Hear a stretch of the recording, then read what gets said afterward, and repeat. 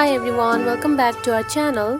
In today's video, I'm going to show you how to edit the photos in the Photopea app. It is very simple to edit the photos in the Photopea app. So let's get started. Find the Photopea app, now open it.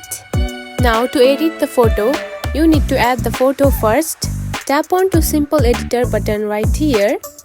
Then you can choose your photo from your library or you can take photo. Now tap on to one. Then choose one photo from your library that you want to edit. Now to crop the photo, here you can find the crop option at the top right corner. Now tap on it. Now you can crop the photo however you want to edit it. You can also zoom in and zoom out to adjust the photo like this.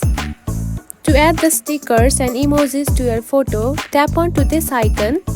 Now choose whatever you want to add to your photo, just like this. Then adjust the stickers however you want to edit it.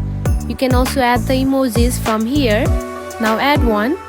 Now to draw on the photo, simply tap on to the pencil icon right here. Then choose one color of the brush. Then simply draw whatever you want to draw to your photos, like this.